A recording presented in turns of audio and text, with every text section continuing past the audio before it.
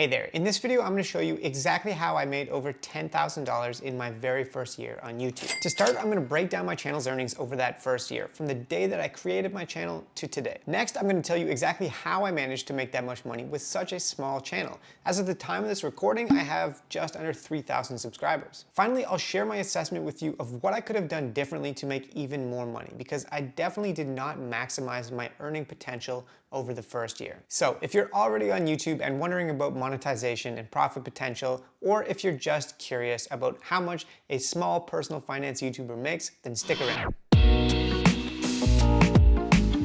Alright, for the earnings breakdown, the total revenue that I've generated over the very first year of this channel is $10,195.42. And I created this channel on November 8th, 2020, and I posted my very first video on November 15th last year. So we're actually a little less than 12 months. Now let me break down the different streams of income for the channel, starting with the revenue from YouTube ads, because this is the one that most people know about. So you'll see here, if I click on this tab, that in the last month I've made $425.98. And at the beginning of the month, I was averaging $10, maybe $15 a day. It's come up significantly though, and over the past week or so, I've been averaging over $20 a day. Now, if we zoom out to see the full year for the lifetime of the channel, you can see that I've made $1,992.58. But I'm gonna round that up to 2,000 for the purpose of this, because the last couple of days have not actually shown up, but I definitely did get views and make money on those days. Now, to show you the other streams of income for the channel, let me take you to this tab over here. So this is the total amount that I've made, broken down by different source of income. And as you can see, I've got YouTube AdSense up here at the top. So the rest of the income is actually coming from affiliate marketing. And on that front, I've made $4,600 referring people to the Newton crypto brokerage. I've made around $1,250 referring people to the Ledger Nano crypto wallets, which keeps your cryptocurrency safe and secure. And then there's other crypto brokerages on here as well. Virgo CX. Wealthsimple is an actual stock market brokerage, so that's on here as well. And then there's some other miscellaneous crypto brokerages. But all of the referrals you see here are related to either crypto investing, crypto storage, or stock market investing. And yeah, that's what leads to the total of $10,195.46 for actually slightly less than 12 months. Now let me get into a little bit more detail here on how I actually made this much money, including for the affiliate marketing piece. Now the AdSense portion of my revenue here is pretty basic, or at least it's simple to understand, if not easy to do. But if you reach 1,000 subscribers and you have 4,000 hours of watch time on your YouTube channel, you can apply to monetize, and if you get approved, then you can run ads on your videos, and that's what I've done. It took me around 6 months of consistent and continual uploading on YouTube, around 60 or 70 videos, before I actually met the thresholds needed to apply for the program, and I only monetized my channel back in May. But the affiliate marketing revenue started coming in much sooner than that. Now, let me tell you how I've managed to do that so effectively, I think. Basically, what I've learned about affiliate marketing in this very first year on YouTube is that you have to provide the viewers with something that's value added. So either you're doing a review of a product or a service, or you're doing a comparison or an unboxing, something of that nature. My most successful affiliate marketing links come from a review and unboxing video that I did of the Ledger Nano S wallet, where I talked about the product and discussed how to set it up and talked about some of the pros and cons and different features of it. And then of course, I left a link to that product in the description box down below, and a small percentage of viewers clicked through and bought it, but that was enough to generate a pretty significant source of income for me. And then aside from that, I've done a lot of reviews and comparisons of platforms to buy and sell cryptocurrency. Now, here, I think it's important to note that I only provide referral links for platforms that I actually like. So if I do a review of something, I don't put a link if I don't like it. And I've actually had plenty of companies reach out to me and offer me pretty substantial sums of money to do paid reviews, but I always turn those down because I want my content to be impartial and I don't want to break the trust with the viewer. And I think that's important because some people sell out on YouTube, and I'll talk about this in a minute when I talk about maximizing earning potential. So yeah, if you do have video content that's value added and it provides useful information to the viewer, you could potentially make a decent amount of money doing affiliate marketing. And one of the great things about this stream of income is that you don't need to hit any threshold to do it. Even if you have 0 subscribers and 0 views, you can post a video with a referral link and maybe you'll get lucky.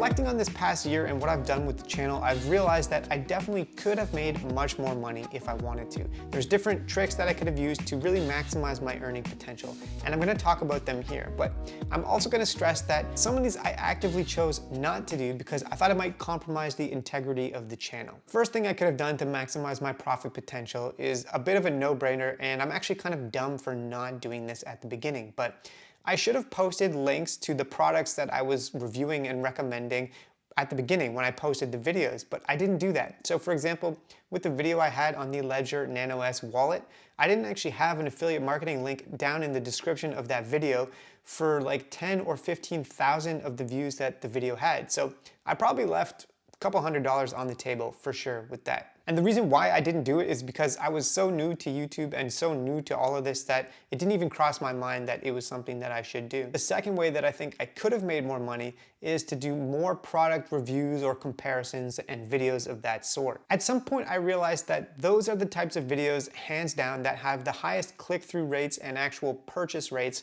for affiliate marketing. And when I was having some success with reviews of that Ledger Nano S wallet or with some crypto platforms like Newton, I started thinking about, well, maybe I could be doing one of these every single week, but I actively chose not to do that for a couple of reasons. First of all, I think you can only do so many of those on your channel before people start getting sick of them or they just stop clicking. And really my channel wasn't intended to be a review service of different crypto or investing products, so I didn't want to stray too far down that path. And secondly, I wasn't always super motivated to do those types of videos because they're not as fun as some of the other content that I do on the channel. So I tried to strike a balance between doing what I thought was interesting, doing what I thought might be valuable to my viewers, and also trying to do a few of those types of videos that I know could actually sustain the channel and help me moving forward. The third thing that I think I could have done to maximize my profit potential of the channel is to have a verbal call to action in more of the videos where I'm recommending a product. This is something I've only done maybe 2 or 3 times where I was experimenting what would happen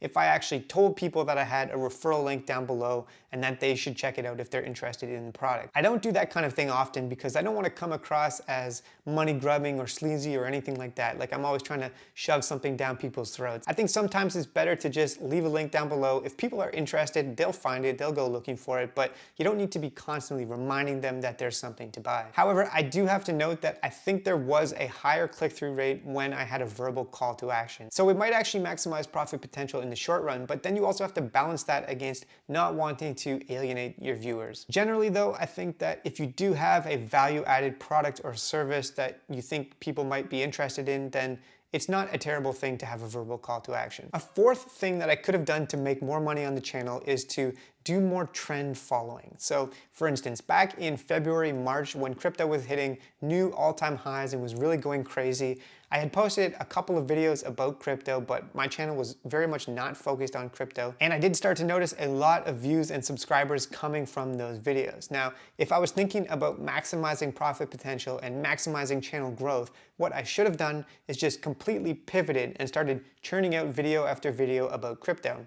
And I think a lot of YouTubers actually did do that. I truly suspect that if I had made that sort of pivot back in February, March, my channel would be orders of magnitudes larger than it is today. But it wasn't something that I set out to do, to create an exclusively focused crypto channel. And there's all kinds of other things that I'm interested in, like talking about investing and personal finance and starting a business, so I didn't want to stray down that path either. However, if I'm assessing this purely from a maximizing performance of the channel point of view, then that's definitely something that I could have done. Okay, the fifth way that I could have made more money on the channel is to put more ads in the videos and different types of ads on the videos. And there's all kinds of different ads that you can have on your YouTube videos. So just to give you an example, this is the most recent video that I've published, and you can see that there's display ads that show up on the side, then you got overlays and sponsored cards and skippable versus non-skippable video ads. And then you can also choose to put them before, during, and after the video. So let's say that I selected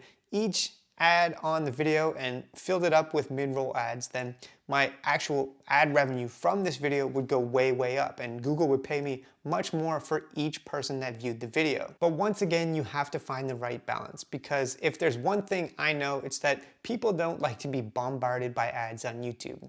Myself neither. I spend a lot of time actually watching videos on YouTube, and I hate it if a 20-minute video has 10 ad breaks in it. If I had maximized the ads on every single one of my videos, I definitely could have made a lot more money. Maybe even double the video AdSense that I'm making now. But that's not something I ever actually considered, because what I really want is to keep the viewers engaged, and I don't want to risk alienating people over something like a couple of extra bucks. And the final way that I could have made more money from this channel is to accept some of the offers that I've had to do paid reviews and brand deals with different crypto products and crypto platforms. I've had quite a few people reach out to me and offer me money to showcase what they're doing. But I've never accepted any of those deals, because what I really want, especially at this stage of the channel, is to provide value-added and impartial content, providing my opinion, but not having that be swayed by some other people's money, basically. It's definitely just an ethical line that I'm not willing to cross. And you will find some YouTubers out there that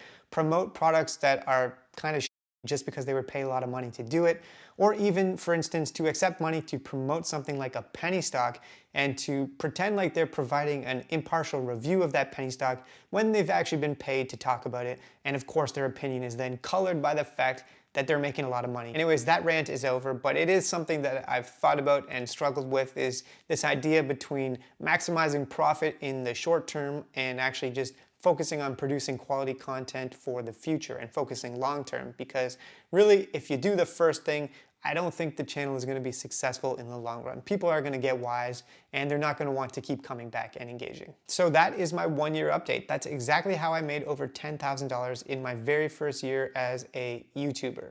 Although it feels weird to say that. Thanks so much for watching. If you want to see more videos about personal finance, investing in crypto and in the stock market, and also starting a business, please don't forget to subscribe to the channel, and I'll see you in the next one.